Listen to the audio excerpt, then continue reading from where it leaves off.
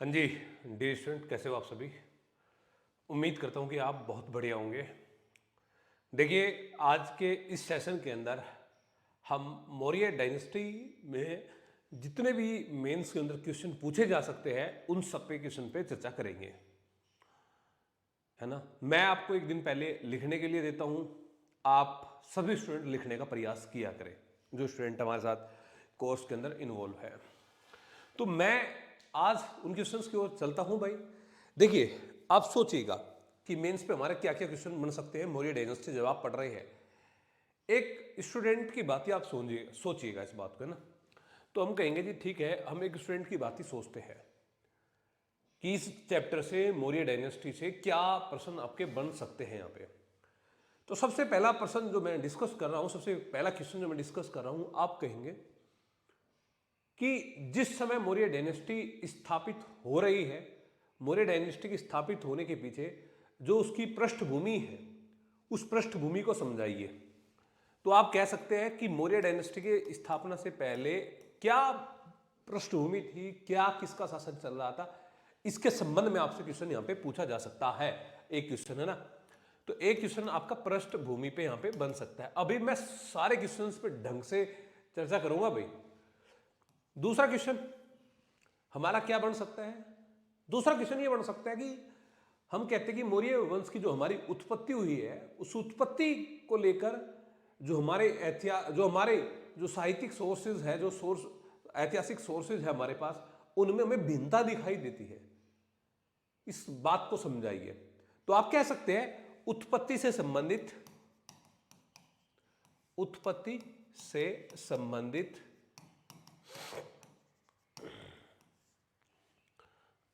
इतिहासकारों के द्वारा जो वहां पे भिन्नता दिखाई देती है, तो हम भिन्नता ही लिख लेते हैं शॉर्ट में। यहां से क्वेश्चन बन सकता है। इसमें हम क्या पढ़ेंगे इसमें वैश्य, शूद्र, ब्राह्मण और क्षत्रिय वाली बात को। तीसरा क्वेश्चन जो हमारा बनता है वो बनता है चंद्रगुप्त मौर्य। ये चंद्रगुप्त मौर्य जो संस्थापक है हमारा मौर्य डायनेस्टी का, तो चंद्रगुप्त मौर्य की राजनीतिक उपलब्धि जो है आप यहां पे पढ़ेंगे। यानी कि कह सकते कुल मिला के कि चंद्रगुप्त मौर्य की उपलब्धियों को हम यहां पे पढ़ेंगे। चंद्रगुप्त मौर्य की उपलब्धि, है ना, ये हमें यहां पे पढ़नी होती है भाई। मेंस के दृष्टिकोण से हम कह रहे हैं। अब कोई कहे बिंदुसार पे मेंस पे क्वेश्चन बन सकता है क्या? बिल्कुल संभावना नहीं लगती भाई, है ना। चौथी बात, आगे किस पे क्वेश्चन बनेगा? तो आप कहेंगे कि हम जो इतिहास को जानते हैं, तो अशोक के समय में जो अभिलेख जो हमारे खुदे गए थे, जो अभिलेख हमारे मिले हैं, वृहद शिलालेख और लघु शिलालेख, तो हम ये क्वेश्चन मान सकते हैं कि क्या मौर्य काल का इतिहास जो है अभिलेखों के माध्यम से समझा जा सकता है? तो आप कहेंगे हाँ, ये क्वेश्चन बन सकता है। अभिलेखों के माध्यम से मौर्य कालीन इतिहास को आप समझ सकते हैं। तो अभिलेख मैं शॉर्ट में लिख देता हूं, है ना, पूरा क्वेश्चन दिखा दूंगा भाई। फिर आप कहेंगे कि और इसके अलावा, तो आप कहेंगे कि सम्राट अशोक, जिसको आप महान बोलते हैं, कि क्या सम्राट अशोक महान था? इस पे एक हमारा मेंस में क्वेश्चन बन सकता है। फिर हम कहते हैं कि बात आती है कि जब इनके द्वारा बौद्ध धर्म को अपना लिया गया और इन्होंने एक नीति जारी की, तो वो नीति हमारी आती है धम्म नीति। तो एक क्वेश्चन हमारा आता है धम्म नीति के संबंध में, और इसी के साथ भी कनेक्ट होके या इसके अलावा भी कनेक्ट होके ये पूछा जा सकता है कि क्या धम्म नीति पतन का कारण बनी? क्या मौर्य वंश के पतन के पीछे धम्म नीति उसका कारण बनी? देखिए क्वेश्चन हमारे यहाँ पर ये भी बना जा सकता है मौर्य वंश में। फिर हम कहते हैं कि भाई मौर्य वंश के अंदर जब हम पढ़ते हैं, तो आप कहेंगे कि मौर्य वंश के अंदर हमारे इसके अलावा जो क्वेश्चन बन सकता है वो इनके प्रशासन पे बनेगा। मौर्यकालीन एडमिनिस्ट्रेशन पे क्वेश्चन बनेगा, और बनेगा इस पर पूरी ढंग से बनेगा।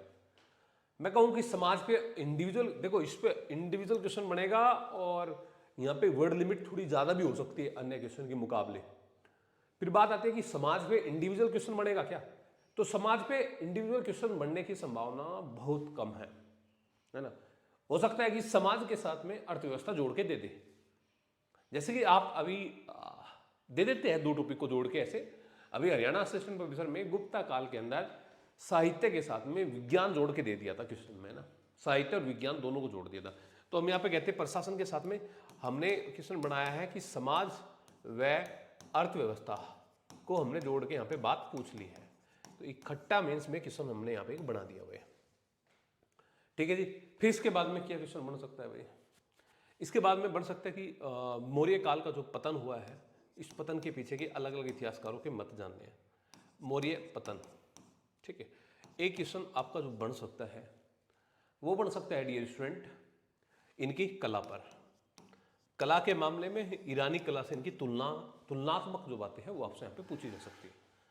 तो मेरे दृष्टिकोण में तो ये 10 क्वेश्चन बन सकते हैं आपको मेंस के संबंध में, है ना। आप एक बार इनको अपने आप से देखिएगा क्वेश्चन, हाँ कि है जेन्युइन चीजें या नहीं है ना। इसी चीज को देखते हुए हमने पहले पीजीटी हरियाणा और असिस्टेंट प्रोफेसर में भी काम किया था, तो आप आज आपके सामने है ये। अब मैं एक बार ओरिजिनल क्वेश्चन जो बनाए हमने उनको मैं आपको दिखा देता हूं, और पहले उन सभी क्वेश्चंस को मैं 1 to 1 लाइन टू लाइन आपको नहीं समझाऊंगा, वो तो हम आपको नोट्स में देंगे। मैं बस आपको इतना समझाऊंगा कि हाँ इस तरीके का जब क्वेश्चन आए तो हमें किन चीज़ों को ध्यान में रखना चाहिए और कौन से वे पॉइंट है जो आपको ऐड करना चाहिए और क्वेश्चन को किस तरीके से हमें समझना यहाँ पे चाहिए। उन पॉइंट्स को आपने यहाँ पे ध्यान में रखे काम करना है। तो अब एक बार यहाँ पे आप देख लीजिए भाई, है ना, ठीक है। बाकी आप लोगों की जो पीडीएफ है वो आपके ऐप के ऊपर अटैच कर दी जाती है, वो आप अपने वहां से पीडीएफ को देख सकते हैं भाई, ठीक है। चलिए अब हम इसको देख लेते हैं एक बार भाई। हाँ जी, जैसा पहला क्वेश्चन है हमारा, इस पहले क्वेश्चन के अंदर हमें क्या जानना है? इस पहले क्वेश्चन में आपने समझना है कि क्वेश्चन क्या कहते हैं, मौर्य साम्राज्य की स्थापना से पूर्व राजनीतिक परिस्थितियों की पृष्ठभूमि समझाइए और उन कारणों को भी स्पष्ट करें जिन कारणों से मौर्य वंश का उदय हुआ। एक बार क्वेश्चन को ध्यान से समझना, ध्यान से देखना, है ना। अगर क्वेश्चन ध्यान से समझ में आ गया ना तो फिर चीजें आपके लिए आगे आसान हो जाएगी भाई। कैसे? तो देखिए इस प्रकार से, सबसे पहले मौर्य साम्राज्य की स्थापना से पूर्व, तो आपने एक बार मौर्य साम्राज्य की स्थापना का जिक्र यहां पे करना पड़ेगा। यहां पे वर्ड दे दिया स्थापना से पूर्व, तो आप एक बार स्थापना से संबंधित हल्का सा एक बताते हुए चलिएगा। इसने कहा स्थापना से पूर्व, आपको क्या पता कि स्थापना कब हुई? तो स्थापना बता दी। इससे पूर्व राजनीतिक परिस्थितियों की पृष्ठभूमि समझाइए। इससे पूर्व राजनीतिक पृष्ठभूमियों की समझानी है पृष्ठभूमि यहां पे। तो आपने, अब आप कहेंगे इससे पूर्व, तो पूर्व में जो राजनीतिक परिस्थिति वो क्या थी, तो हमें यहां पे किस चीज का उल्लेख करना चाहिए? तो आप कहेंगे जी इससे पूर्व जहां पे मौर्य साम्राज्य स्थापित हुआ, तो आप कहेंगे इससे पूर्व तो यहाँ पे हमने मगध के अंदर हरियंक वंश को देखा।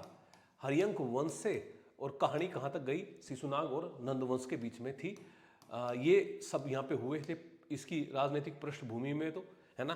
तो हमने इनको देखा, हरियंक वंश को देखा और इसको देखा यहाँ पे ना। एक तो ये बात देखी। इसके पूर्व जिस समय मौर्य साम्राज्य स्थापित हुआ उसके पूर्व में हमने एक बात और देखी कि सिकंदर के अभियान हमें यहाँ पे दिखाई देते हैं। तो इसके पूर्व में हमें सिकंदर की बात को भी यहाँ पे एक बार जानना है। तो आप इसको 1 से 1.5-2 लाइन में, इसको 3 से 4 लाइन में आप यहाँ पे बता देना है। जब आप इसकी पृष्ठभूमि समझा देंगे तो आप उसके बाद में कारणों के ऊपर चर्चा करेंगे, कारणों तथा उन कारणों की भी स्पष्ट करें जिनके कारण मौर्य साम्राज्य का उद्भव हुआ। अब मौर्य साम्राज्य के उद्भव के पीछे के जो कारण है वो आपने यहाँ पे देखने हैं। अब आप कहेंगे मौर्य साम्राज्य के उद्भव के जो पीछे कारण है वो कौन कौन से हैं, तो उन कारणों को यहाँ पे आप जानिएगा। आप कहेंगे कि जो नंद डायनेस्टी के जो शासक है इस समय धनानंद शासन कर रहा है, तो नंद डायनेस्टी के जो शासक धनानंद है वो दुर्बल शासक है, वो कमजोर शासक है, उसमें सूझबूझ की कमी है। तो आप कहेंगे कि मौर्यों के उद्भव के कारण में आप कहेंगे कि नंद जो धनानंद है वो यहाँ पे क्या है, वो दुर्बल शासक है। और जो भी जानकारी हमें देनी है उसके साथ में अगर आप सोर्स को अटैच कर देंगे तो चीजें ज्यादा बेहतर बन पाएगी कि भाई हमें नंद कमजोर थे या नंद मतलब ये धनानंद कमजोर थे। वैसे नंद पद्म नंद तो बहुत शक्तिशाली शासक रहा है ना।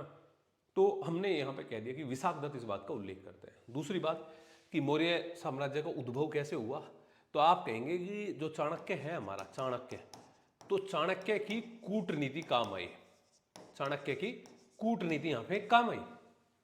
अगर ये दूरदर्शिता, ये कूटनीति या ये आगे की सोचना या जिस प्रकार से उन्होंने तैयार की थी, ये इसका बहुत बड़ा फायदा मौर्यों को यहाँ पे हमें दिखाई दिया है।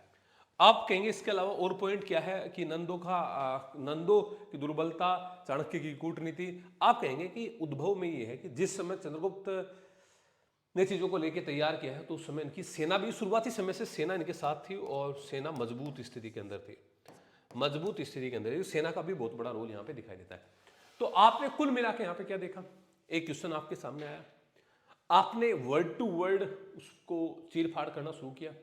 सबसे पहले आपने स्थापना के ऊपर लेकर चर्चा की, उसके बाद में आपने इससे पहले की जो राजनीतिक पृष्ठभूमि है उस राजनीतिक पृष्ठभूमि को समझा दिया कि क्या राजनीतिक पृष्ठभूमि थी, और फिर हमने कारणों की चर्चा कर ली कि जिनके कारण मौर्यों का उद्भव हुआ, उन कारणों की चर्चा कर ले। मेरे हिसाब से बातें समझ में आ गई होगी आपको कि करना क्या है एग्जैक्ट क्वेश्चन में और क्या उसका आंसर लिखना है, कैसे उसको फॉर्म देना है। हाँ भाई, सब स्टूडेंट समझ गए? एक बार कमेंट करके बता दीजिए आप लोग, यस और नोट।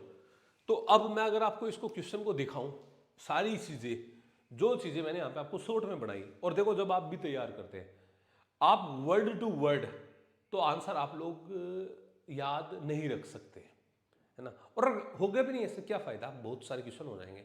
लेकिन आप क्वेश्चन को आपने समझ लिया, कौन कौन से फैक्ट उसके अंदर ऐड करने हैं, तो वो चीजें फिर आपकी बन जाएगी फिर, है ना।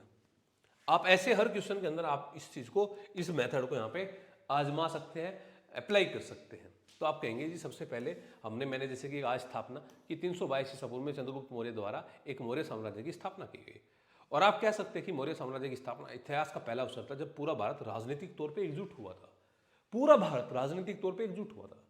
इसीलिए तो हम इसको कह रहे हैं, साम्राज्य का नाम दिया है इससे पहले हमने हरियंक को साम्राज्य नहीं बोला, शिशुनाग नंद को साम्राज्य नहीं बोला ना भाई, उनको हमने वंश कहा, है ना। और यहाँ पे क्या कह रहे हैं, यहाँ पे हम कह रहे हैं साम्राज्य, वो एक राज्य थे, वो तो पहले में तो मगध महाजनपद ही थे, महाजनपद से राज्य की फॉर्म में तो आए, लेकिन एक साम्राज्य नहीं बना पाए। एक साम्राज्य का मतलब है कि एक वृहद क्षेत्र में विस्तृत प्रदेश पर उनके द्वारा जीत हासिल करना, तो वो काम किसने किया, वो काम यहाँ पे मौर्यों के द्वारा किया गया, चंद्रगुप्त मौर्य के द्वारा उसको किया गया। तो हमने ये बता दिया भाई। फिर उसके बाद में पृष्ठभूमि में बताया कि हरियंक वंश के बिंबिसार और अजातशत्रु द्वारा रखी गई नींव पर नंद राजवंश ने वृहद मगध महाजनपद की स्थापना यहाँ पे की थी, और नंद सम्राटों ने मगध में विशाल सेना को संगठित किया था और एक सुव्यवस्थित शासन प्रणाली की स्थापना की थी। ठीक है, तो यानी कि हमने इसकी पृष्ठभूमि बता दी कि हरियंक वंश से लेके बिंबिसार जिसमें शासक थे, अजातशत्रु शासक थे जिन्होंने नींव रखी थी, और जो है यहाँ पे नंद राजवंश ने एक बड़े यहाँ पे एक साम्राज्य की स्थापना की, तो उसी को हम यहाँ पे देखते हैं भाई। इसी दौरान दूसरा मत में 326 ईसा पूर्व में यूनानी शासक सिकंदर का आक्रमण पश्चिमोत्तर भारत में हुआ, लेकिन सेना ने व्यास नदी से आगे बढ़ने से मना कर दिया। हालांकि इतिहासकारों का अलग अलग मत है इसके संबंध में, तो मैं ये कह रहा हूँ आपको कि सिकंदर भी एक कारण था इनकी पृष्ठभूमि में चंद्रगुप्त मौर्य के। वहीं मगध की जनता भी अत्यधिक कर, कुप्रशासन व धनानंद के अत्याचारों से पीड़ित थी। तो हमने इनकी पृष्ठभूमि की बात कर ली। अब पृष्ठभूमि को समझते हुए अब हम इनके उत्पत्ति के कारणों की ओर जाएंगे। अब जैसे उत्पत्ति के कारणों की ओर जाएंगे तो हमारे दिमाग में आएगा धनानंद का अत्याचार, धनानंद का व्यवहार, धनानंद का वो अपमान जो चाणक्य को इन्होंने अपमानित किया था, कि नंद वंश की कमजोरी, धनानंद जैसे दुर्बल शासकों को अपदस्थ करना, ये जानकारी मुद्रा राक्षस देती है, विशाख दत्त, है ना। अब आप कहेंगे क्या विशाख दत्त इसी सोर्स का लिटरेचर है? नहीं, विशाख दत्त क्या विशाख दत्त मौर्यन लिटरेचर है? विशाख दत्त मौर्यन लिटरेचर नहीं है, वो मौर्यन हिस्टोरियन नहीं है, ये तो आगे चलकर गुप्ता पीरियड के अंदर है। हाँ, इनके बारे में जानकारी जरूर देता है। इनकी दूसरी रचना देवी चंद्रगुप्तम है, जो रामगुप्त की ऐतिहासिकता के बारे में हमें बताते हैं। चाणक्य गुरु, कौटिल्य की कूटनीतिक योजना के सहारे चंद्रगुप्त द्वारा कार्य करना। तो आप यहाँ पे क्या कहेंगे, आप पॉइंट टू पॉइंट चीजों को लेके चलना। ठीक है, तीसरा भी ये धनानंद वाले पॉइंट है कि धनानंद से खुश ना खुश थे नागरिक से पहले, लेकिन मेन पॉइंट 3-4 यही मिलेंगे इसमें, धनानंद वाला, चाणक्य वाला, सेना वाला। तो हमने कहा कि अशांति थी जिसका फायदा उठाकर मगध पर आक्रमण किया गया। धनानंद के भ्रष्ट सेनापति को अपनी तरफ मिलाकर छद्म गृह युद्ध की स्थिति तैयार की। मुद्रा राक्षस में इसकी जानकारी मिलती है। ठीक है, अब इसके बाद में कि नंद वंश के विरुद्ध रक्तपात भरे युद्ध का वर्णन मिलिंद पन्नों में मिलता है, मिलिंद पन्नों भी जानकारी देती है, ये उसका ही सोर्स है। तीसरा पॉइंट है भी। फिर आप कहते हैं मजबूत सेना। प्लूटार्क के अनुसार चंद्रगुप्त के पास 6 लाख की सेना थी। उस 6 लाख की चंद्रगुप्त की सेना ने संपूर्ण क्षेत्र को रोन डाला, ये बात कहते हैं प्लूटार्क। फिर हम कहते हैं कौटिल्य की मदद से सुदृढ़ प्रशासनिक व्यवस्था की नींव रखी गई। कुल मिला के 5 पॉइंट रखते हैं। अब जब भी हम इसके कंक्लूजन की ओर हम आएंगे, आप प्रयास करो कि कहीं ना कहीं एक आधा पॉइंट आप हिस्टोग्राफी का अपने आंसर के अंदर आप मेंशन करो, हिस्टोग्राफी मेंशन करो कि उपयुक्त कारणों के चलते सर्वप्रथम मौर्य साम्राज्य ने ही उस अखिल भारतीयता की पहचान स्थापित की जो प्राचीन काल में जम्बू द्वीप के रूप में अपनी जानी गई है ना। और विंसेंट स्मिथ कहता है कि चंद्रगुप्त मौर्य ने उत्तर पश्चिम में हिंदू कुश पर्वत तक अपनी सीमा का विस्तार करके भारत की एक वैज्ञानिक सीमा को प्राप्त किया। तो इसका मतलब ये हुआ, एक आपने हिस्टोग्राफी भी यहाँ पे ऐड कर दी है। तो ये क्वेश्चन था, क्या आपने परिचय में लिख लेना, क्या आपने बॉडी पार्ट्स में लिखना, और क्या आपने इसके परिणाम में लिख लिया। मैं तीनों बातें आपसे यहाँ पे चर्चा कर ली है। अगर आपको समझ में आ गई है तो मैं अगले क्वेश्चन की तरफ आगे बढ़ता हूँ डियर स्टूडेंट। ठीक है, बताइए क्या समझ में आ गई सभी स्टूडेंट के? भाई बताओ।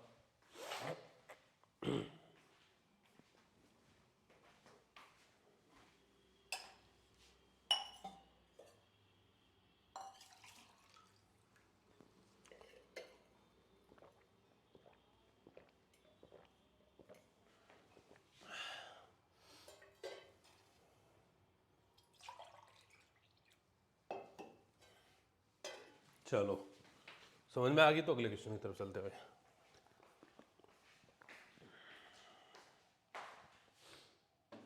ओके, पूछ लिया करो भाई अगर कोई भी डाउट हो। देखो सेकंड क्वेश्चन है।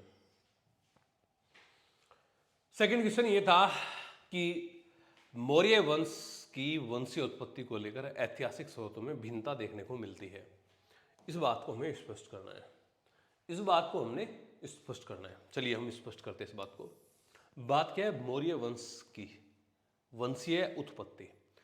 तो देखो जब हम बात मौर्य वंश की कर रहे हैं, क्योंकि हम एक चैप्टर से संबंधित क्वेश्चन कर रहे हैं, तो मौर्य वंश का जो इंट्रोडक्शन है वो यहाँ पर भी आपको देना पड़ेगा। दोबारा फिर आपको यहाँ पे मौर्य वंश की उत्पत्ति के बारे में बताना पड़ेगा। तो यहाँ पर भी बता देंगे एक बार शॉर्ट में कि मौर्य वंश की उत्पत्ति कब हुई, कब ये साम्राज्य हमारा बना था, स्थापित हुआ था। तो शुरू में उसकी बात कर लेंगे, उत्पत्ति की बात हम यहाँ पे मौर्य वंश की यहाँ पे कर लेंगे, साम्राज्य की स्थापना की बात कर लेंगे। फिर कहते हैं कि ऐतिहासिक स्रोतों में भिन्नता देखने को मिलती है। इस बात को आपने जस्टिफाई करना है। तो करिए, कैसे आप जस्टिफाई करेंगे?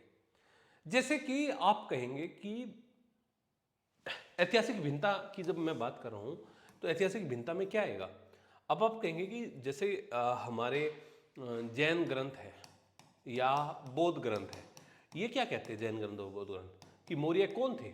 मौर्य क्षत्रिय थे, मौर्य क्षत्रिय थे। ठीक है, यही तो कहते हैं। अब आप कहेंगे कि ठीक है जी, जब हम बात करेंगे पुराणों की, पुराण की, और पुराणों में विष्णु पुराण की, तो पुराण क्या कहेंगे कि मौर्य कौन थे? तो आप कहेंगे मौर्य, ये कहेंगे मौर्य शूद्र थे। मौर्य कौन थे? मौर्य शूद्र थे। जब हम बात करेंगे पारसिक की कौन कहेंगे पारसी के? तो हम कहेंगे स्पुंदर महोदय की, स्पुंदर महोदय की, जो कहता है कि ये पारसी थे। क्यों कहता है पारसी, उसके पीछे हम कारणों को जानेंगे, है ना। लेकिन कोई कहता है कि शूद्र है, कोई कहता है कि पारसी है, कोई कहता है कि ये क्षत्रिय है ना। अलग अलग मत यहाँ पे बोलते हैं। कोई कहते हैं कि मूरा से उत्पन्न हुए इसलिए उनको शूद्र उनको यहाँ पे बोला गया। अब इस उत्पत्ति को, इसकी बात को आपने उल्लेख करना है कि भाई बौद्ध ग्रंथ कौन कौन से हैं, दीपवंश, महावंश, दिव्यदान कौन से ग्रंथ हैं, जैन ग्रंथ कौन से हैं, पुराणों में मतलब सोर्स कौन सा है? तो आप कहेंगे विष्णु पुराण है। इसकी बात आपने यहाँ पे कर ली। स्पॉन्सर पारसिक की बात आपने यहाँ पे कर ली कि कला के आधार पे ईरानी कला से ये समानता दिखाई देती है कई जगह पर। तो ये क्या कहते हैं? ये कहते हैं कि ये पारसिक थे। ठीक है, तो कुल मिला के आपने इनको यहाँ पे बात करनी है। तो सबसे पहले आपने दो ही बात करनी है, स्थापना की बात करनी है। स्थापना की बात को लेकर आप सीधे उन मतों की ओर यहाँ पे आ जाएंगे कि मौर्य वंश भारतीय इतिहास में अपने शासन प्रशासन, सांस्कृतिक उपलब्धियों और सत्ता के अद्वितीय केंद्रीकरण के लिए प्रसिद्ध है, जिसकी स्थापना 322 ईसा पूर्व में चंद्रगुप्त मौर्य के लिए द्वारा की गई थी। तो क्या कह सकते हैं आप यहाँ में कि मौर्य अपने शासन प्रशासन, सांस्कृतिक उपलब्धियां और सत्ता के अद्वितीय केंद्रीकरण। तो आप थोड़ा सा शब्दों की ओर आप यहाँ पे गौर करें। ठीक है, शासन प्रशासन, सांस्कृतिक उपलब्धि और सत्ता के अद्वितीय केंद्रीकरण की ओर आपने ध्यान देना। अब बात आती है कि वंशीय उत्पत्ति को लेकर विभिन्न मत क्या मिलते हैं हमारे, है ना। अब इसमें जैसे कि बात करते हैं शूद्र या निम्न कुल से संबंधित है। पहला स्टेटमेंट, शूद्र या निम्न कुल, ये कौन कहते हैं? ब्राह्मण ग्रंथ चंद्रगुप्त मौर्य को शूद्र कहते हैं और ये बात हमें विष्णु पुराण में स्पष्ट है। तो हमने ब्राह्मण सोर्स के अकॉर्डिंग बता दिया कि ये शूद्र है, और उसमें ब्राह्मण सोर्स में विष्णु पुराण में। अब हम कहते हैं बौद्ध ग्रंथ जैसे महावंश, दिव्यवदान, ये इनको क्या बताते हैं? ये इनको क्षत्रिय बताते हैं। क्यों बताते हैं क्षत्रिय? तो आप कहेंगे चंद्रगुप्त मौर्य ने जैन धर्म को प्रश्रय दिया, बिंदुसार ने तो आजीवक था, चलो बिंदुसार की छोड़ो, बौद्ध धर्म को अशोक ने दिया। ज़्यादातर शासक जो है जैन धर्म, बौद्ध धर्म, जैन धर्म, बौद्ध धर्म, इन्हीं को मानने वाले थे। तो ये जो लिटरेचर है ये हमें इनको क्षत्रिय बता रहे हैं। हमें जैन ग्रंथ भी क्षत्रिय कुल से जोड़ने का प्रयास करते हैं, उनकी मौर्यों की वंशावली को शाक्य, लिच्छवी आदि वंशों से जोड़ने की कोशिश करते हैं कि ये लिच्छवी कुल से संबंध रही है और उससे, ठीक है। फिर HC राय चौधरी, हेमचंद्र राय चौधरी, ये क्या कहते हैं? ये भी क्षत्रिय बताते हैं। इनके अनुसार ये पिपलीवन के मौर्य क्षत्रियों के वंशज है ना। ये HC राय चौधरी भी बताते हैं इनको, ठीक है। शुद्ध उत्पत्ति से जोड़ने के लिए यह मत भी दिया जाता है कि चंद्रगुप्त की माता मुरा नामक दासी थी, तो इसलिए फिर इनको शूद्र मत से यहाँ पे जोड़ा जाता है। विशाख दत्त की मुद्रा राक्षस की टीकाओं में मुरा दासी से उत्पत्ति का मत यहाँ पे दिया गया है, वही बात सेम आती है यहाँ पे ना। तो हालांकि राय चौधरी, कौशाम्बी आदि उपयुक्त मत की साक्ष्य विहीनता की ओर संकेत करते हैं। उनके अनुसार यह केवल प्रमाणिक टीकाओं का परिणाम है और बाकी कुछ भी नहीं है। अच्छा, सुंदर मोदी की जब हम बात करते हैं, वो क्या कहते हैं कि मौर्यों को पारसी बताते हैं, जिसमें अन्य इतिहासकारों ने इसको एकदम बिल्कुल नकार दिया है। कुल मिला के ये बात आई कि भाई पारसी है, क्षत्रिय है, शूद्र है तो क्या है। हालांकि ब्राह्मण और वैश्यवत जैसे मत यहाँ पे नहीं मिलता, जो कि आगे चलकर गुप्ता के संबंध में तो हमारा मिलता है। तो अब हम यहाँ पे कह सकते हैं कि देखो जी, अंतिम निर्णय ये कह सकते हैं कि पारसी मत और मुरादासी वाला इसका तो एकदम बिल्कुल खंडन किया जा सकता है। लेकिन हम ये कहेंगे कि बौद्ध जैन ग्रंथों की तुलनात्मक रूप से अधिक विश्वसनीय, बौद्ध जैन ग्रंथों को तुलनात्मक रूप से अधिक विश्वसनीय माना जाता है कंपेयर टू स्पूनर और मुरा वाले मत से, ठीक है। तो इसमें हमें इनकी जो उत्पत्ति है, उत्पत्ति में ऐतिहासिक भिन्नता को लेकर बात करनी थी, और उस भिन्नता को लेकर हमने आपसे बात की है। क्या यह बात आप सभी स्टूडेंट को समझ में आ गई है भाई? यस और नोट? हाँ जी, क्लियर सभी स्टूडेंट को? दूसरा पॉइंट, अगर दूसरा पॉइंट क्लियर है तो बहुत बढ़िया भाई। अब हम तीसरे की तरफ चलते हैं, और तीसरा क्वेश्चन हमारा शायद चंद्रगुप्त की उपलब्धियों से संबंधित हमारा यहाँ पे होगा, ठीक है। तीसरा क्वेश्चन ये है हमारा कि चंद्रगुप्त मौर्य की उपलब्धियां एक महान विजेता, कुशल प्रशासक होने तक सीमित नहीं है ना। स्पष्ट करे, जस्टिफाई करे कि वो सिर्फ उपलब्धियां जो उनकी है वो एक महान विजेता और एक कुशल प्रशासक नहीं है, इसके अलावा भी उसके द्वारा बहुत कार्य किए गए। इस बात को हमने यहाँ पे स्पष्ट करना है। तो क्या करेंगे? सबसे पहले चंद्रगुप्त मौर्य का टाइम पीरियड यहाँ पे हमें देंगे। देखो हम उपलब्धि बता रहे हैं उनके ना, अब उपलब्धि उनका टाइम पीरियड तो बताना पड़ेगा ना। अभी तक तो हमने सिर्फ स्थापना की बात कर रहे थे और हम स्थापना को मेंशन कर रहे थे यहाँ पे, लेकिन आप उनके टाइम पीरियड की पूरी उपलब्धि, अचीवमेंट्स बतानी है। आप किसी की भी अचीवमेंट्स बताते हैं तो पूरा टाइम पीरियड लेते हैं ना, तो आप कहेंगे जी इनका टाइम पीरियड पूरा ले लेंगे हम। 322 से 298 BC के बीच का इनका जो टाइम पीरियड है वो हम यहाँ पे लेना पड़ेगा। तो सबसे पहले हमने इनका यहाँ पे समय ले लिया। फिर हम इसके बारे में बता सकते हैं कि पहला एक ऐतिहासिक सम्राट यहाँ पे था। पहला ऐतिहासिक सम्राट हमारे यहाँ पे था कौन? चंद्रगुप्त मौर्य। अब हम इनकी उपलब्धियों की जब हम बात करेंगे तो हम उसके अंदर कौन कौन सी बातें यहाँ पे हमने पढ़नी है और जाननी है, समझनी है। तो आप कहेंगे इनकी उपलब्धियों में एक उपलब्धि ये है कि ये पहला शासक है। क्या? कि जिसने पहला शासक क्या, हालांकि इनसे पहले ही वो घटना घटी थी कि पश्चिमोत्तर सीमा भारत के अंदर पहले इनका ईरानियों का प्रभाव था। ईरानियों के बाद में इस क्षेत्र में यूनानियों का प्रभाव हो गया, अलेक्जेंडर का प्रभाव हो गया। अब उस क्षेत्र को यूनानी प्रभाव से मुक्त करने के लिए इनका अपने आप में बहुत बड़ा रोल है। जो भी वहाँ पे उनके प्रांत थे, जो भी क्षत्रप थे, उनको समाप्त करने में इनका बहुत बड़ा रोल है। शुरुआती 6-7 सालों में इन्होंने उत्तर पश्चिमी सीमा प्रांत के अंदर उन सभी लोगों को वहाँ से भगाया था। तो कह सकते हैं एक इम्पोर्टेंट उपलब्धि है इनकी। उत्तर पश्चिम सीमांत क्षेत्र वाली। ठीक है, अब आप कहेंगे दूसरी, एक साम्राज्य विस्तार के दृष्टिकोण से हम चीज़ों को देख रहे हैं कि इनका एक लेख मिलता है गुजरात में, मतलब रुद्रदामन का जूनागढ़ अभिलेख है, उसमें जानकारी मिलती है कि इन्होंने गिरनार में तो काम करवाया, ये सौराष्ट्र तक का इनका अपना अधिकार क्षेत्र था, सौराष्ट्र के ऊपर इनका यहाँ पे अधिकार क्षेत्र था।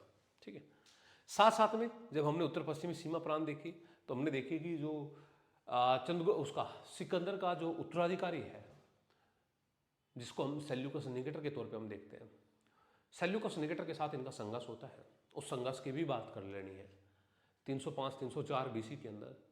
और उससे जो उनके 4 प्रांत थे, एरिया, अराकेसिया, कंधार, जडरोसिया, उन क्षेत्रों को जीतने का काम किया था किसने? चंद्रगुप्त मौर्य के द्वारा भाई।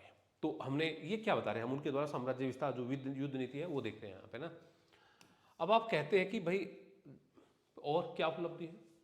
अच्छा, हम एक विस्तृत प्रशासन यहाँ पे पढ़ते हैं, आगे चलकर पढ़ेंगे, क्वेश्चन आएगा हमारा, केंद्रीय, प्रांतीय, नगरीय, ग्रामीण प्रशासन, राजस्व, जो है आपका न्यायिक और आपका सैन्य प्रशासन, उस प्रशासन की नींव डालने का काम भी कौन करता है?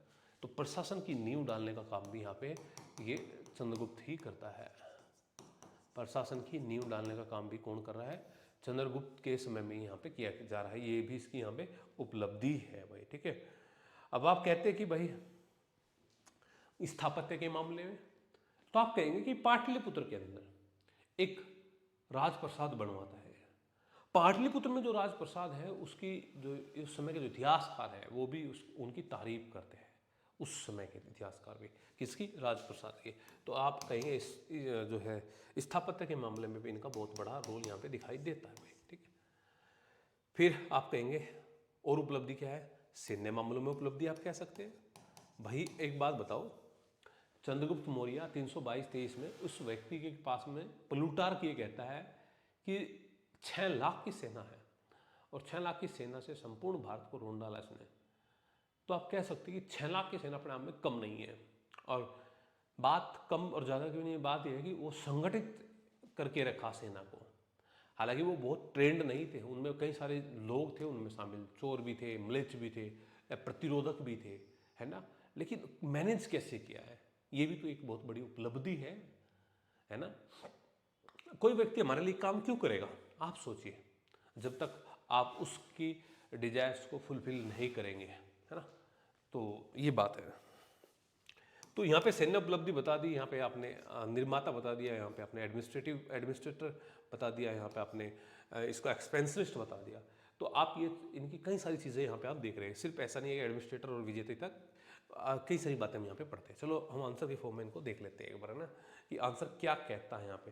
तो आप कह सकते हैं कि ये विजेता भी है, ये निर्माता भी है, ये प्रशासक भी है, ये विजेता, निर्माता, प्रशासक और लोक कल्याणकारी भी है। ये तो कहीं सीमित नहीं है भाई, ये 2 जगह में। कि भारत का प्रथम ऐतिहासिक सम्राट माना जाता है जिसे यूनानी साहित्य में सेंड्रोकोटस या एंड्रोकोटस कहा गया है। ये सेंड्रोकोटस और एंड्रोकोटस, इसके अन्य नाम हमें यहाँ पे दिखाई देते हैं।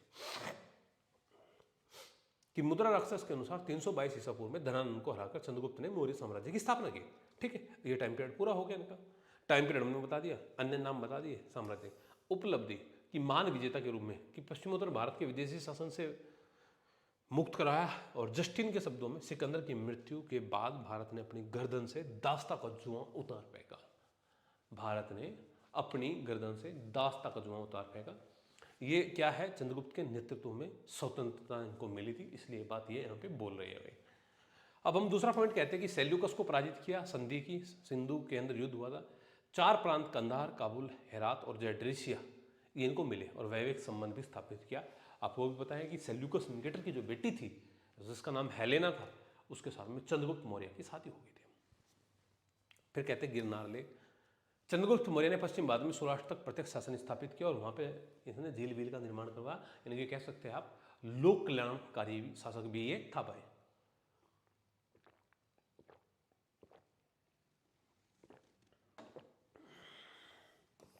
जैन व तमिल स्रोत दक्षिण भारत में विजय की स्पष्ट जानकारी देते हैं, ये बताते हैं। अच्छा, व्यवस्थित व संगठित प्रशासन की नींव रखी, जहाँ राजा सर्वोच्च है, राजा के पास में मंत्री परिषद भी है, राजा के पास में नौकरशाह है, पूरी ब्यूरोक्रेसी है। इससे पहले नंद समय में मगध में ऐसी हमें ब्यूरोक्रेसी और ऐसा हमारा एडमिनिस्ट्रेशन हमें यहाँ पे नहीं दिखाई देता भाई, ठीक है। कि एक विशाल सेना भी संगठित थी। प्लूटार्क के अनुसार उसके पास 6 लाख की एक सेना थी। प्लूटार्क के अनुसार उसके पास क्या था, 6 लाख की एक सेना थी भाई। और पाटलिपुत्र में राजप्रसाद का निर्माण करवाया, जिसकी प्रशंसा मेगास्थनीज व एरियन ने की थी भाई, ठीक है। तो एक बहुत बड़ा निर्माता भी था मगध, है ना। सुदर्शन झील का निर्माण, सैनिक जो आश्रित थे उनकी देखभाल करना, उत्तरापथ का निर्माण, ये जो आज जीटी रोड आप देख रहे हैं इसकी शुरुआत की थी वो चंद्रगुप्त मौर्य के समय में तो हुई थी। ये सब लोक कल्याणकारी। तो हमने क्या कहा कि एक महान विजेता साम्राज्य निर्माता के साथ साथ में प्रशासक भी लोक कल्याणकारी शासक भी थे, जिसकी जानकारी हमें कई सारे सोर्स से प्राप्त होती है। तो हमने चंद्रगुप्त मौर्य के ये सभी जानकारी हमने यहाँ पे देख ली। अच्छा, एक बात और भी है, ये चीज़ें जब हम एक बार इनको पहले पढ़ लेना और पढ़ने के बाद में जब हम आंसर लिखे तो तब ज़्यादा मज़ा आता है चीज़ों में ना। मात्र कितने, 1 2 3 स्टूडेंट ने ही आंसर भेजे अपने, है ना। 3 या 4 ने भेजे, बाकी कहाँ है, क्या कर रहे हो आप लोग इतने स्टूडेंट? गलत बात है भाई।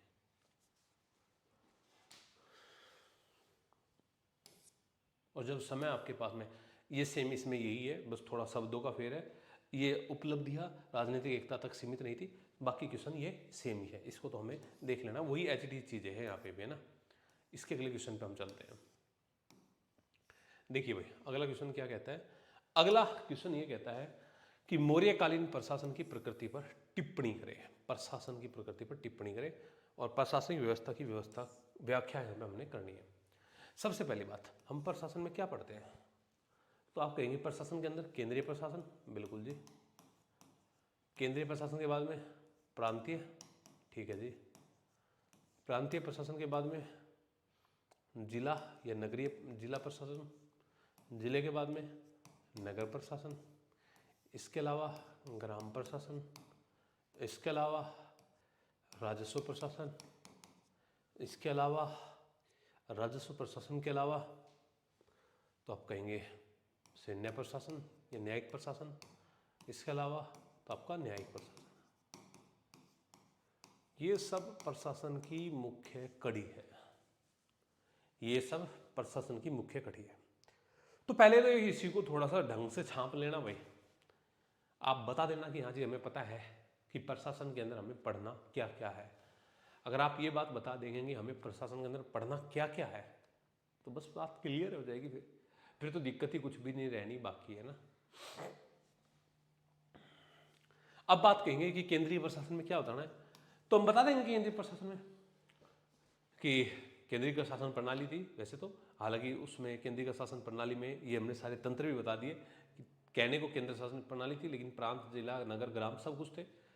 एक मंत्री परिषद थी, 18 प्रमुख तीर्थ अधिकारी हुआ करते थे, 27 अध्यक्ष हुआ करते थे, जिनके माध्यम से पूरा शासन तंत्र केंद्र के अंदर चलता था। फिर हमने प्रांतों की बात की कि प्रांतों के लिए यहाँ पे चक्र शब्द का प्रयोग किया है।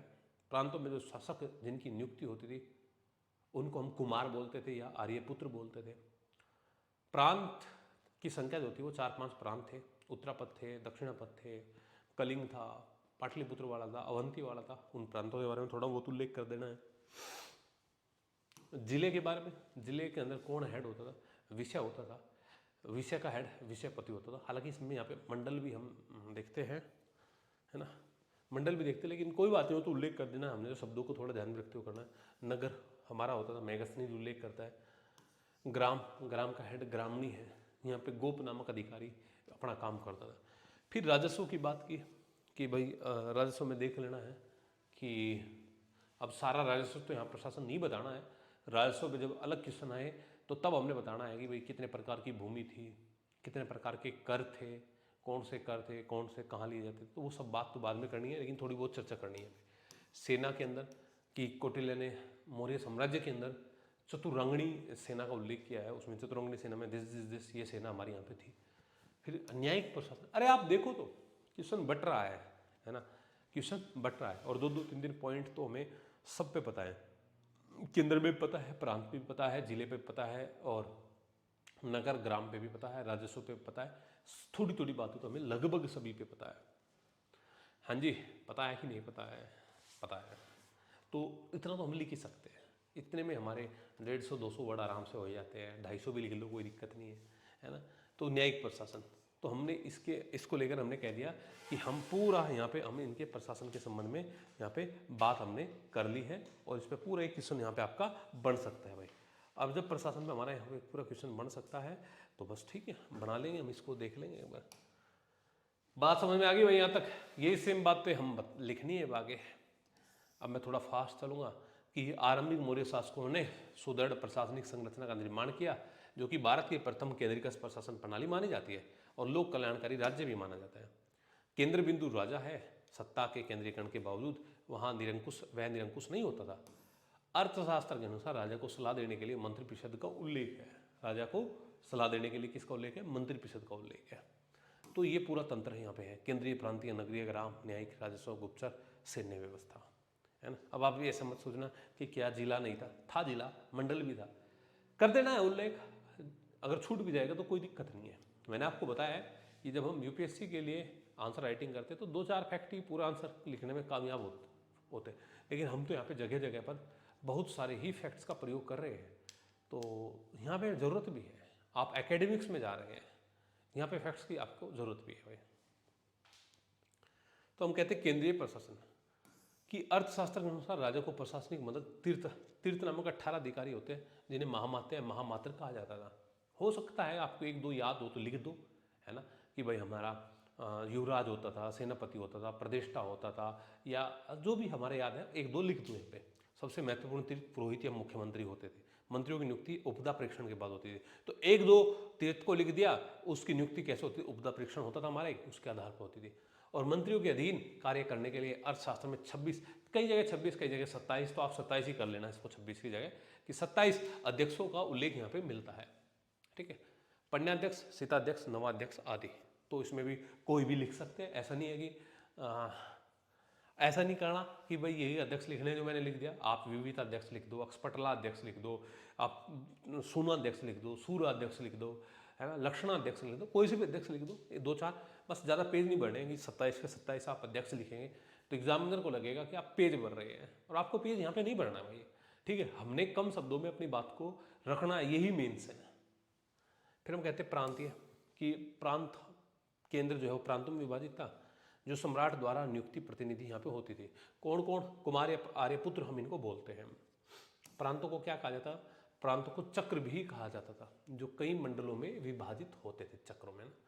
अर्थशास्त्र के अनुसार प्रतिष्ठा नामक अधिकारी मंडल प्रमुख होता था। मंडल प्रमुख कौन था? तो मंडल प्रमुख हमारा प्रतिष्ठा नामक अधिकारी होता था, जिसे प्रादेशिक भी कहा जाता था। प्रादेशिक, है ना, हमने यहाँ पे उल्लेख कर लिया मंडल का भी।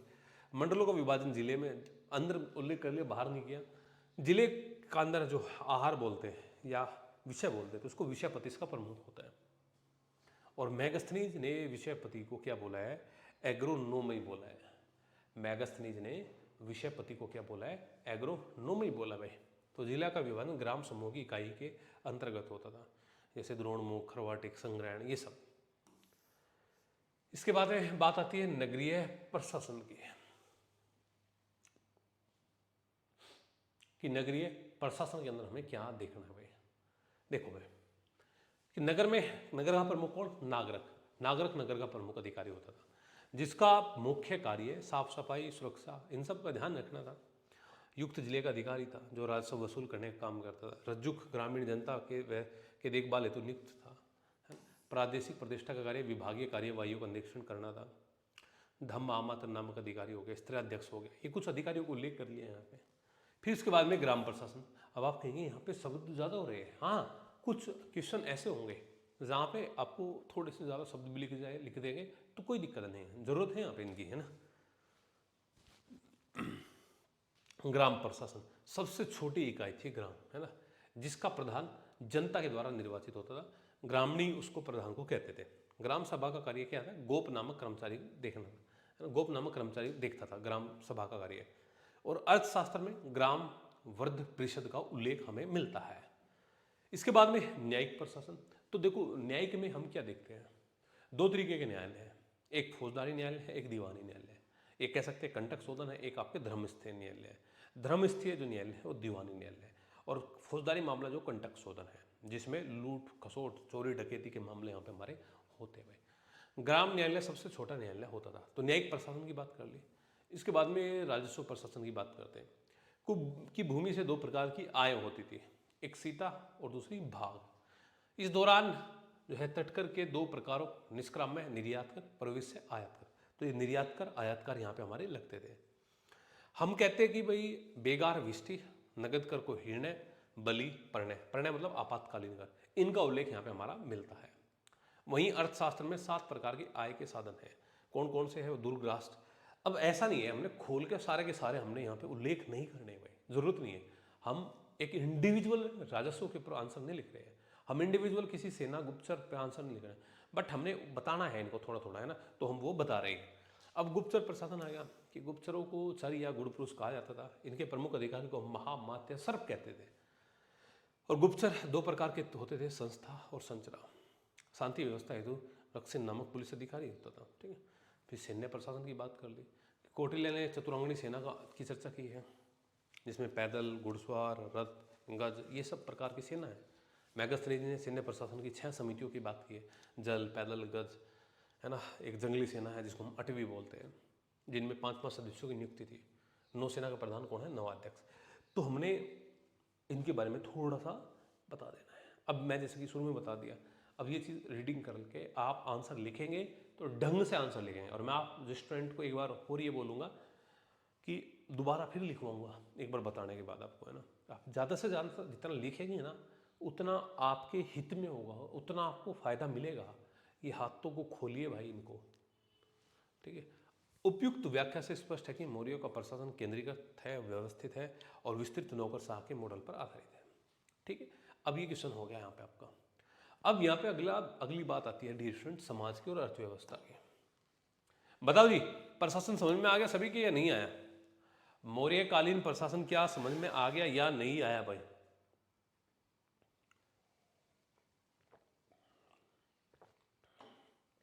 फिर समाज पे और अर्थव्यवस्था पे दोनों को तोड़ना है, दोनों पे बराबर बराबर लिखना है, समाज पे भी अर्थव्यवस्था पे भी।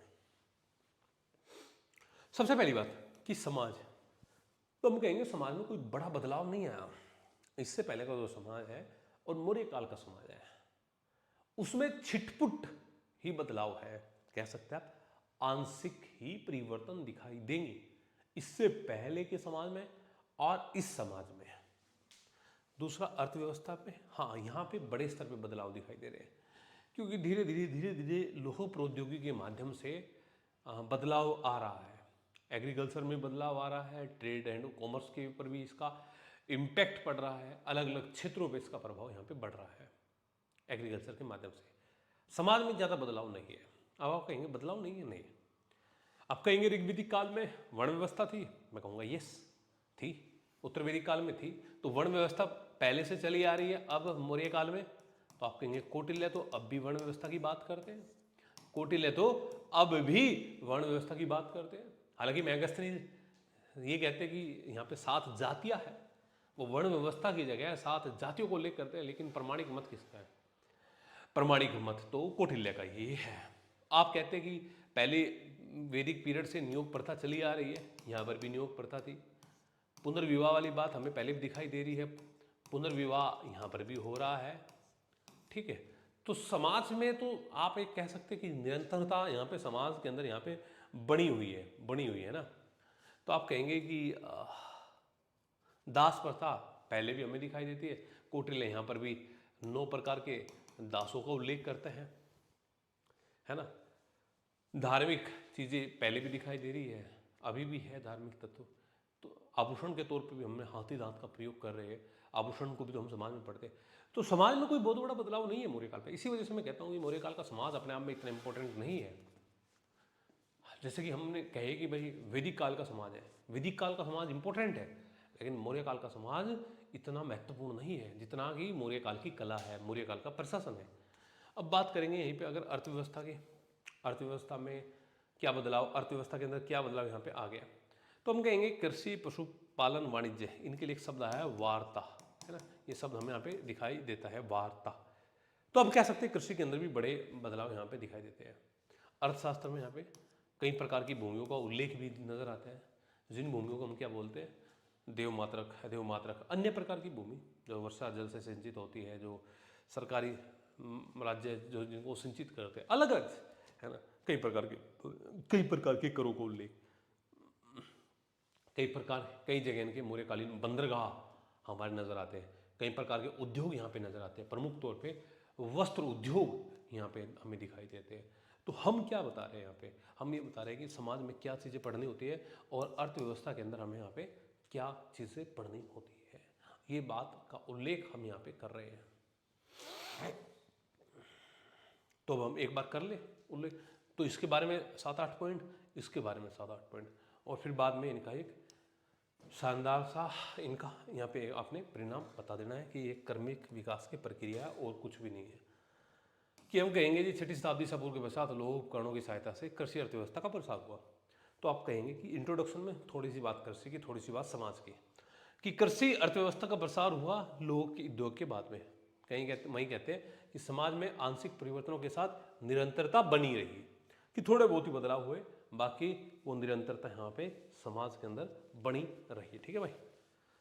अब मौर्यकालीन समाज की हम बात करते हैं। हम कहते हैं कि कौटिल्य ने वर्णाश्रम व्यवस्था को ही सामाजिक संगठन का आधार माना। बताया मौर्य, ये हमने बताया कि कौटिल्य तो वर्ण व्यवस्था को मानते हैं यहाँ पर, हालांकि मैगस्थनीज सात जातियों को उल्लेख कर, तो समाज के कुछ पॉइंटों को लिख लेना। क्या महिलाओं का पुनर्विवाह यहाँ पर भी होता था? आप कहेंगे होता था। यहाँ पर भी नियोग प्रथा थी, नियोग प्रथा पति के मरने के बाद में संतान प्राप्ति के लिए देवर के साथ संभव। कौटिल्य ने तलाक की अनुमति भी दी है। दास व्यवस्था वहाँ पे भी थी, यहाँ पे भी कौटिल्य 9 प्रकार के दासों को उल्लेख करता है। मैगस्थनीज ने शिव व कृष्ण की पूजा को उल्लेख किया है, जिनका उल्लेख डायनोसियस व हेराक्लिस के रूप में किया। ठीक है, तो यहाँ पर ये शिव और कृष्ण पूजा का भी उल्लेख कर रहे हैं। ये कहते हैं कि चारों वर्ण के लोग सेना में शामिल होने की जानकारी भी दी जाती है हमें। संभवतः समाज में जटिलता और विविधता बढ़ रही होगी, इसीलिए धम्म नीति आई थी।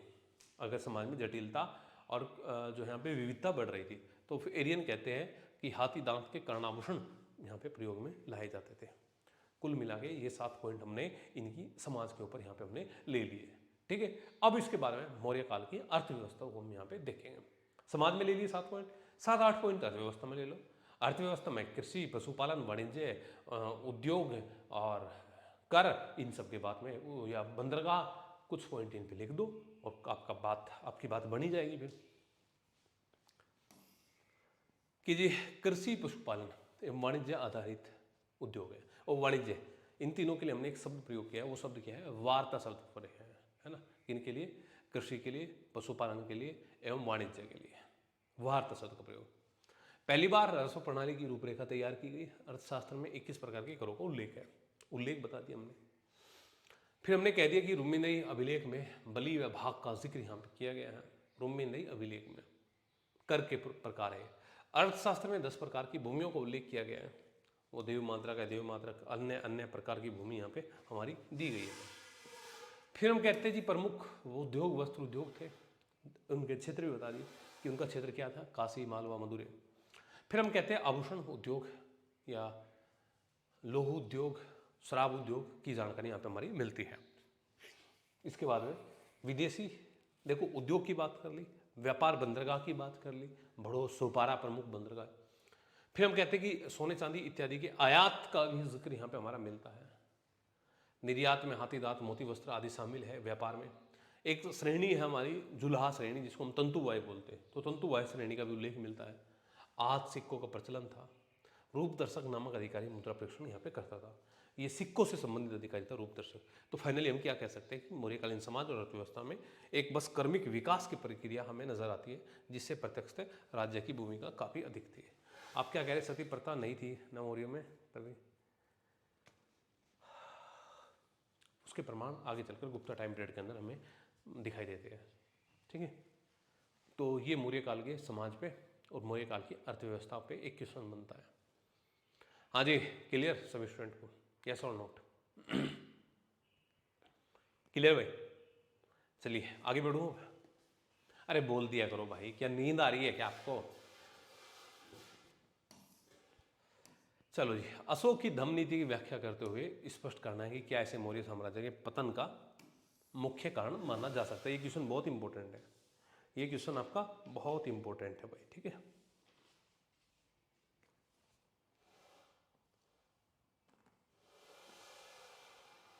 देखो इस क्वेश्चन में क्या करना है, हम लग जाते हैं उठा के पेन तुरंत से। समझो पहले क्वेश्चन ये है कि मौर्य साम्राज्य की धम्म नीति की व्याख्या। तो पहले तो धम्म क्या है, धम्म को परिभाषित कर दो।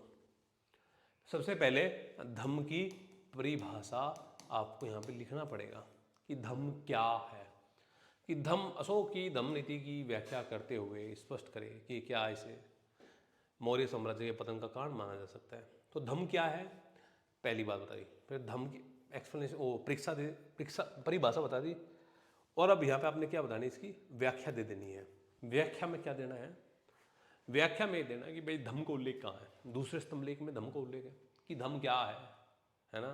क्यों चय धमे, इसका उत्तर वो 7वें स्तंभ लेख में दे रहा है। फिर हम जब बृहद शिलालेख की बात करते हैं तो उसमें तीसरे में प्रादेशिक रज्जुयुक्त का उल्लेख मिलता है। 5वें में हम पढ़ते हैं कि 5वां जो लेख है उसमें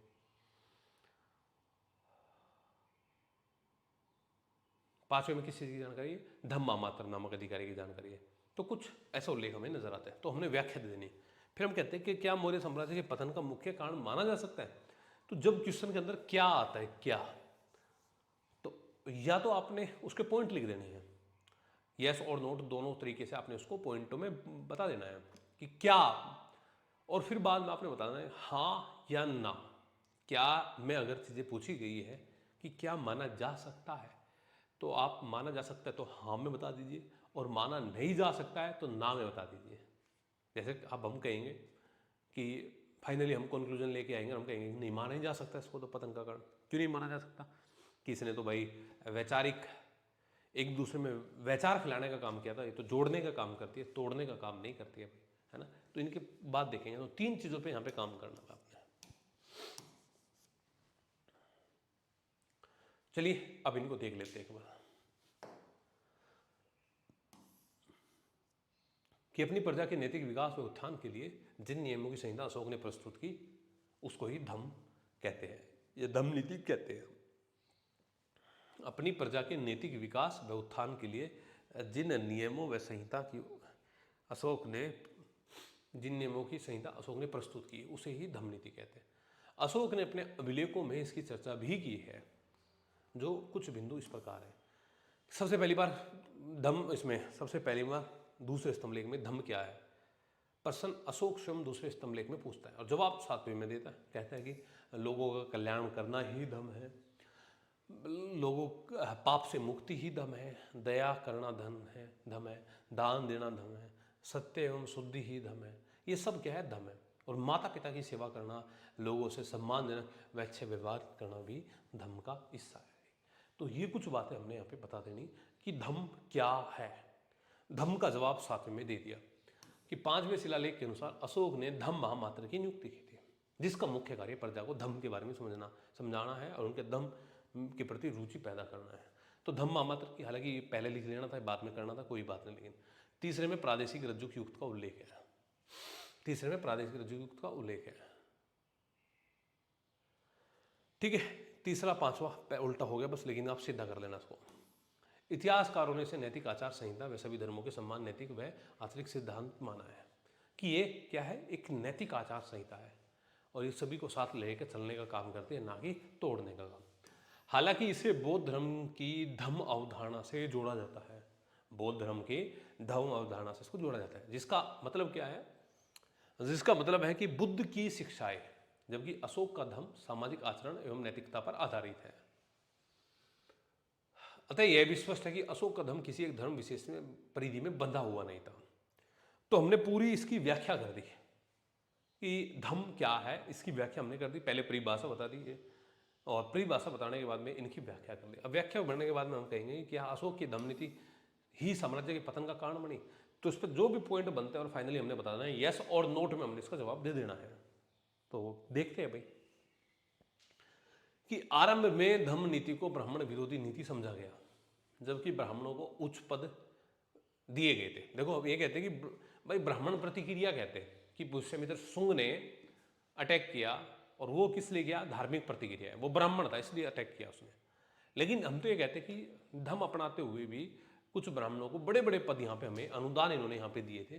तो अब कह सकते हैं कि ब्राह्मणों की प्रतिक्रिया से साम्राज्य के कमजोर होने की धारणा भी समाप्त हो जाती है, क्योंकि इनको बड़े बड़े पद दिए थे। तो हमने खंडन कर दिया इस बात का, जो कहते हैं कि ब्राह्मणों की प्रतिक्रिया थी, तो इस बात का हमने खंडन कर दिया। दूसरी बात आती है कि लेकिन कुछ इतिहासकारों के अनुसार धम्म महामात्र द्वारा लोगों के जीवन में अत्यधिक हस्तक्षेप किया गया। जो जिस अधिकारी को उल्लेख हमने 5वें बृहद शिलालेख में देखा कि लोगों के जीवन में ज़्यादा इंटरफेयर कर रहा है ना, और अधिभार कर बढ़ गया, तो शायद साम्राज्य दुष्प्रभावित हुआ। और रोमिला थापर फिर इसका खंडन कर रही है। रोमिला थापर कह रही है कि ये तो एक वैचारिक उपकरण था जिससे सुदूरवर्ती साम्राज्य को एकजुट करने में मदद मिली। तो फाइनली हम कह सकते हैं कि साम्राज्य के पतन का मुख्य कारण धम्म नहीं माना जा सकता। तो हमने नोट में इसका जवाब दे दिया कि इसका पतन के पीछे मुख्य कारण धम्म नहीं था भाई। ओके, अंडरस्टैंड, यस और नोट, क्लियर, ठीक है।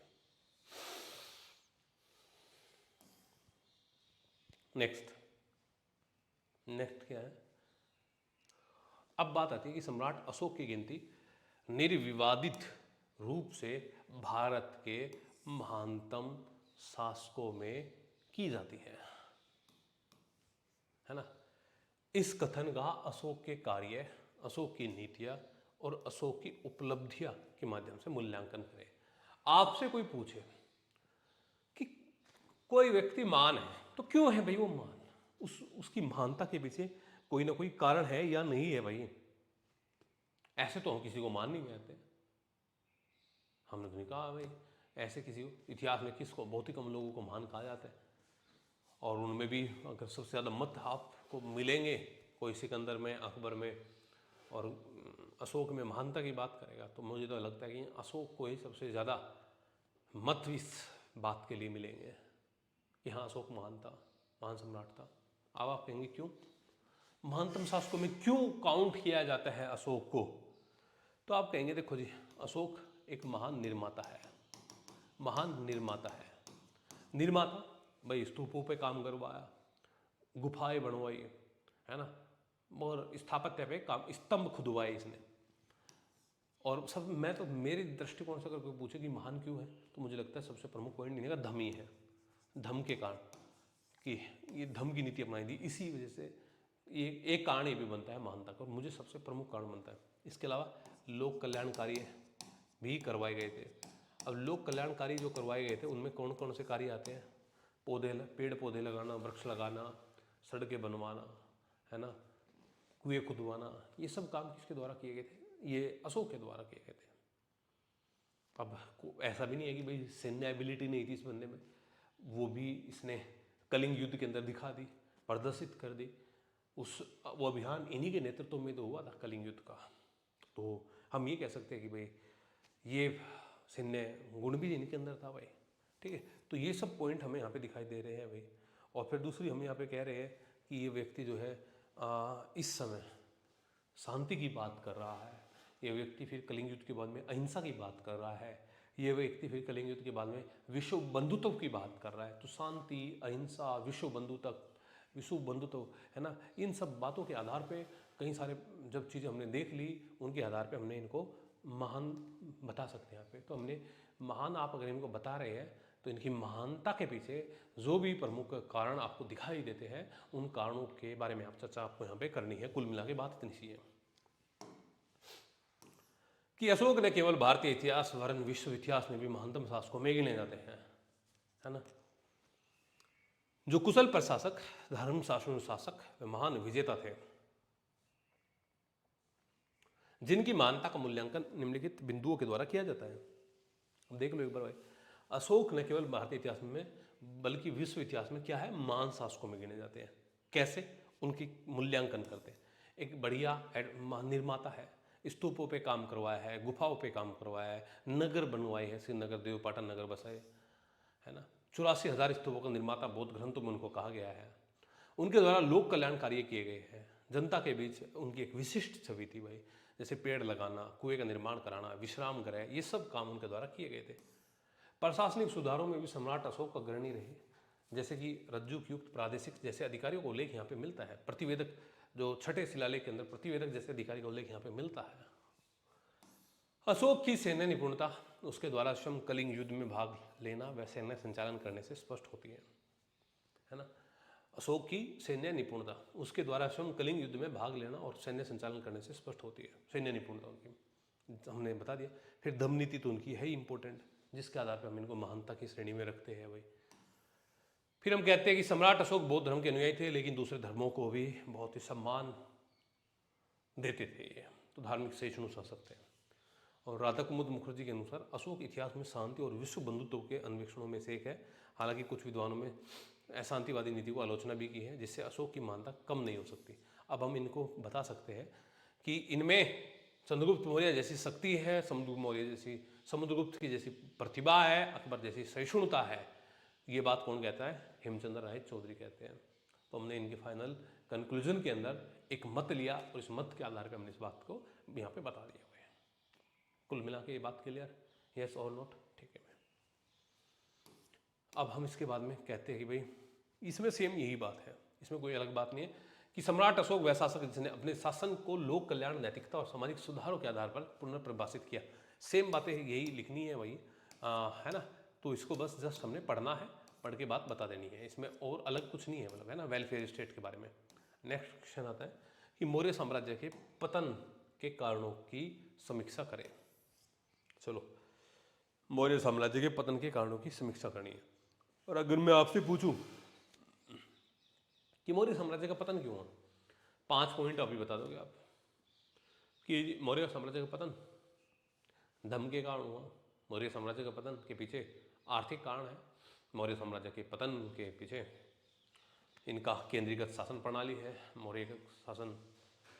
मौर्य शासन के पतन के पीछे कई सारे कारण हम यहाँ पे गिना सकते हैं तुरंत से।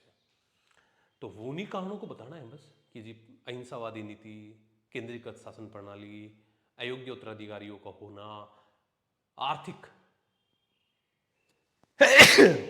बाद के समय में कहीं ना कहीं आर्थिक तौर पे कमजोर हो गए, वो सब है ना। तो ये सब चीजें हम इनके पतन के कारणों के पीछे हम यहाँ पे जानते हैं कि भारतीय उपमहाद्वीप में एक वृहद साम्राज्य निर्माण की दिशा में मौर्य साम्राज्य एक बड़ा प्रयोग था। लेकिन हम देखते हैं कि अशोक की जो डेथ है 232 में हुई थी, 232 बीसी में, और मौर्य साम्राज्य कब खत्म हो जाता पूरा 185 बीसी में। तो आप देखो 47 साल लगे आगे समाप्त होने, सैन्य कमजोर होगी। तो पतन के कारण देने कि दुर्बल उत्तराधिकारी है, उनको बता देना कि किसने ये बात बोली है ना। अमात्य जो अधिकारी है, उनके मंत्री जो है वो अत्याचारी हो गए थे, है ना। हेमचंद्र राय चौधरी भी इसका समर्थन करते हैं। इसके बाद में डीडी कोसम भी इसके पीछे आर्थिक कारण को मानते हैं। रोमिला थापर भी इसमें हाँ में हाँ भरती है। रोमिला थापर ने प्रशासनिक संरचना और अप्रशिक्षित नौकरशाही को भी पतन का कारण माना था। हरप्रसाद शास्त्री ने अशोक की धार्मिक नीति को जिम्मेदार माना है कि ये धार्मिक नीति ये ब्राह्मणों के खिलाफ है ना। और इसी प्रतिक्रिया में पुष्यमित्र ने इनके खिलाफ विद्रोह किया था, लेकिन हेमचंद्र राय चौधरी ने इसका खंडन किया है। कुछ इतिहासकार धम्म नीति को पालन का कारण मानते हैं कि धम्म नीति के तहत कल्याणकारी कार्यों के संपादन ने अर्थव्यवस्था पर अधिभार बढ़ा दिया कि आप जनता के लिए काम तो करते रहे, लेकिन राज्य के ऊपर तो एक बर्डन आ गया इससे ना। 7 में हम कहते हैं वहीं धम्म मामात्र की नियुक्ति से प्रशासनिक व्यय भी बढ़ा और साथ ही उन्होंने लोगों के जीवन में हस्तक्षेप बढ़ा दिया, लेकिन ये पतन के मुख्य कारण नहीं हो सकते। हालांकि पुरातात्विक साक्ष्य आर्थिक अवनति को दर्शाते हैं, जैसे सिक्कों में चांदी की मात्रा का कम पाया जाना। तो ये कह सकते हैं हम कि अयोग्य शासक, उत्तराधिकारी, आर्थिक अवनति इत्यादि ये कारण जिम्मेदार हो सकते हैं, लेकिन इतने विशाल साम्राज्य का पतन किसी एक कारण से हम नहीं मान सकते। कोई एक कारण पतन के पीछे होता ही नहीं है डियर स्टूडेंट। पतन के पीछे तो कई सारे कारण हमारे होते हैं और कई सारे कारण मिलके पतन करते हैं। समझ में आ गया बात? और ये एक इसके कारण कि मौर्य साम्राज्य के पतन पे क्वेश्चन बन सकता है आपका। Okay, understand. और इसका आज का लास्ट क्वेश्चन, और वो है अभिलेखों के संबंध में और कला के संबंध में, सॉरी है ना। 2 क्वेश्चन बचते हैं अभी, एक कला के संबंध में और एक इनके अभिलेखों के संबंध में। तो पहले कला के संबंध में देख लेते हैं, फिर अभिलेखों के संबंध में देख लेंगे, है ना।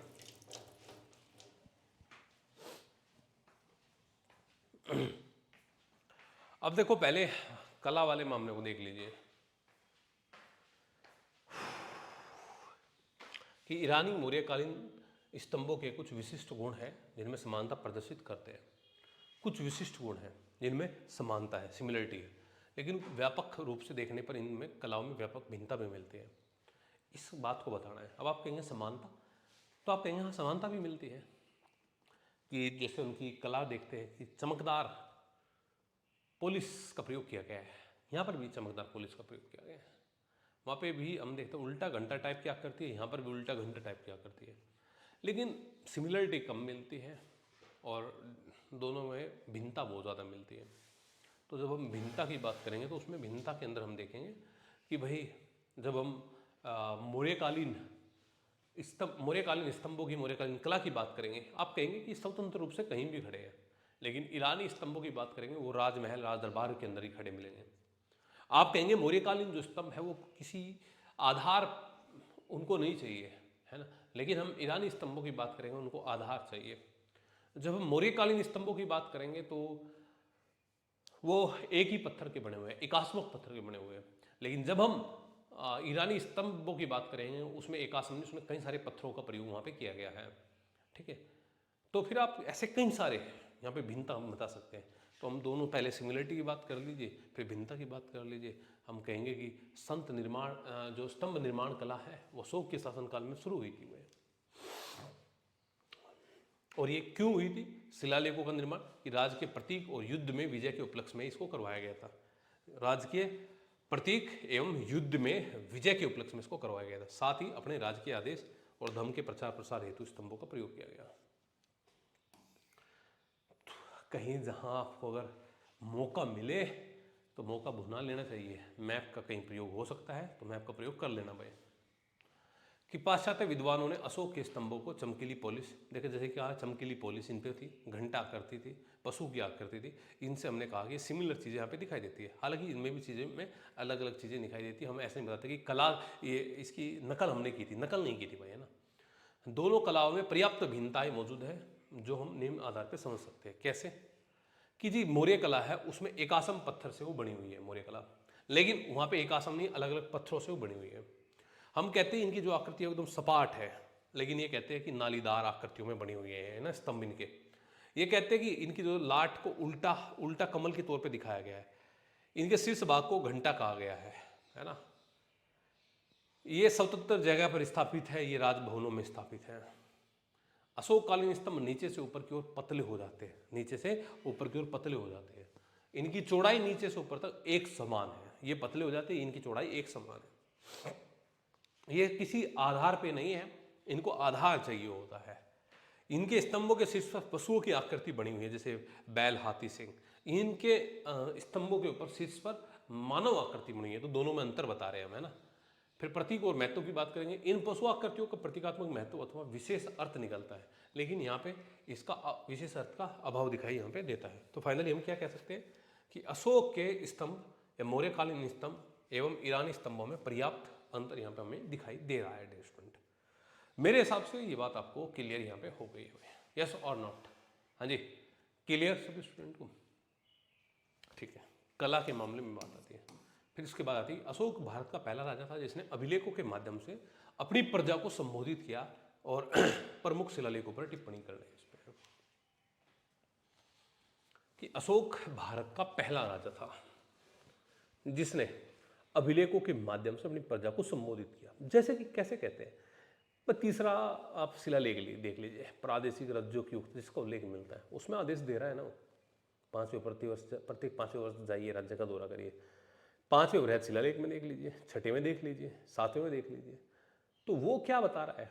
अभिलेखों के माध्यम से अपनी जनता को संबोधित कर रहा है, वो लोक कल्याणकारियों की बात कर रहा है, वो चिकित्सा की बात कर रहा है, वो है ना धर्म के ऊपर फोकस कर रहा है। तो इस चीज़ को आप यहाँ पे देखना है, अभिलेखों के माध्यम से कैसे समझा रहा है अशोक कि अभिलेख जारी करने की नियमित और राजकीय परंपरा कहाँ से ली? ईरान से ली, हकामनी डायनेस्टी से ली, ईरान में ना।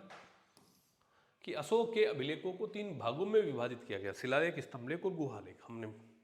हम देखते कि शिलालेख कि अशोक के अभिलेखों में कुल 4 लिपियाँ थी, बता देनी हमने, ब्राह्मी, खरोष्ठी, आरमाइक और यूनानी लिपि। वहीं भाषा मुख्यतः प्राकृत है आमजन की भाषा पाली थी। सरेकुना कंधार के लघु शिलालेख में है ना 2 लिपियों का प्रयोग भी हुआ है, ग्रीक और अरमाइक। सरेकुना कंधार ये लघु शिलालेख नहीं है भाई, ये वृहद शिलालेख है, इसमें मिस्टेक हो गई है, इसको मैं ठीक कर दूंगा। सरेकुना कंधार लेख में ना ये इस चेंज कर लेना इसमें ना, शाहबाजगढ़ी मानसेरा के साथ में कंधार भी है, ये लघु नहीं वृहद है, चेंज कर लेंगे इसमें। अब हम क्या कह रहे हैं, देखो प्रथम शिलालेख में वो क्या कहता है, क्या संदेश दे रहा है कि पशु बलि पर रोक लगाओ, मांस भक्षण पशु युद्ध, इस पर रोक लगाने की बात कह रहा है वो, है ना, रोक लगाने की बात कह रहा है कि नहीं कह रहा है, ठीक है। दूसरे में वो कह रहा है कि लोक कल्याणकारियों का उल्लेख देता है, चिकित्सा की बात कर रहे हैं, है ना, दूसरे में। तीसरे में धार्मिक सहिष्णु संबंधित लेख है, ये जो 12वां शिलालेख है, 12वां शिलालेख है, उसमें धार्मिक सहिष्णु संबंधित लेख है। 13वें में कलिंग युद्ध, वो कह रहा है कि अब कलिंग युद्ध तो कर लिया, अब वो उसमें पछतावा हो रहा है उसको, उस पछतावे को उल्लेख कर रहा है वो। द्वितीय स्तंभ लेख में कियम चे धमे, धम क्या है इसके बारे में बता रहे हैं। फिर इसमें 5 राज्याभिषेक के 13वें वर्ष में उल्लेख करते हैं, धम मामाता नामक अधिकारी है। तीसरा इस लेख है, उसमें अल्प व्यय अल्प संचय की बात करते हैं, कम जोड़ो कम खर्च करो। तो हम फाइनली कह सकते हैं कि अशोक एक कल्याणकारी और उत्तरदायी शासक था, और जिसने राज्य की नीति को लेखों के माध्यम से आम जन तक पहुंचाने का काम किया है। मेरे हिसाब से ये बात आपको समझ में आ गई होगी। ये थे मौर्य काल से संबंधित बनने वाले संभावित प्रश्न, ठीक है। यही आपको आपकी मंजिल तक पहुंचाएंगे डियर स्टूडेंट, ओके। करा करो ज़्यादा से ज़्यादा पार्टिसिपेट, आपके फायदे की चीज़ें हैं। धन्यवाद आपका।